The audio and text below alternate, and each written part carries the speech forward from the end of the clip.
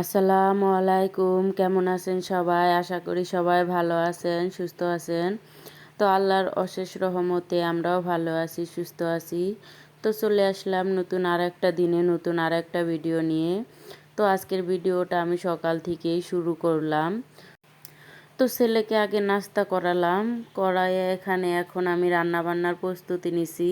এর মাঝেও কিন্তু অনেক কাজ করছি, তো সব কিছু শেয়ার করলে ভিডিওটা অনেক বড় হয়ে যায়, এই কারণে শর্টকাটে শেয়ার করলাম।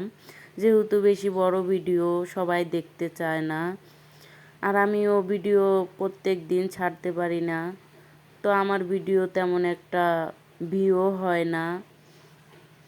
তো আশা করি সবাই আমার ভিডিও দেখবেন, আমাকে একটু সাপোর্ট করবেন। তো এখানে আমি মুরগির মাংস রান্না করব, এই কারণে এখানে আগে পেঁয়াজটা ভেজে নিলাম। তো মুরগির মাংস তো সবাই রান্না করতে পারেন, তো তাও দেখাচ্ছি।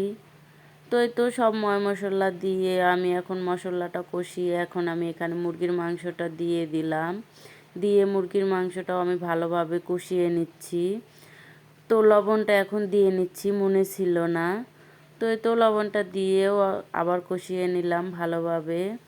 তো অনেক সময় কষানোর পরে আমি এখন আলু দিয়ে দিচ্ছি।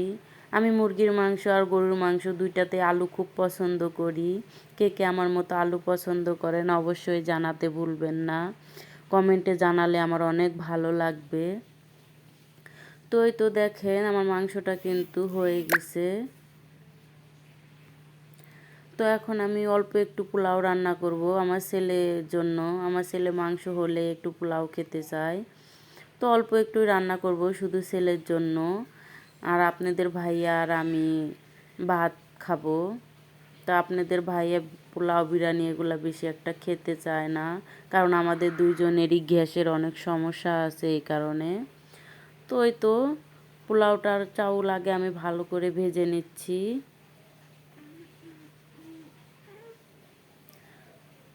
তো এই তো আমার পোলা চাউল ভাজা মোটামুটি হয়ে গেছে। এখন আমি এখানে অল্প একটু পরিমাণ মতো লবণ দিয়ে নিলাম, দিয়ে আর একটু ভালোভাবে ভেজে এখন আমি এখানে পরিমাণ মতো পানি দিয়ে দেব। তো আমি পোলাওটা অফ ক্যামেরায় রান্না করে নিয়েছিলাম, কারণ যেহেতু কারেন্ট ছিল না। তো এই তো কী কী রান্না করছি আপনাদের সাথে একটু শেয়ার করি। এখানে মুরগির মাংস রান্না করছি, পোলাও রান্না করছি, আর আলু দিয়ে সাজনা দিয়ে বড় মাছ দিয়ে রান্না করছি। তো এই ছিল আজকে আমার ভিডিও।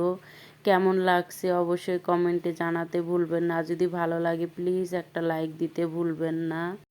সবাই ভালো থাকবেন, সুস্থ থাকবেন। আল্লাহ হাফেজ।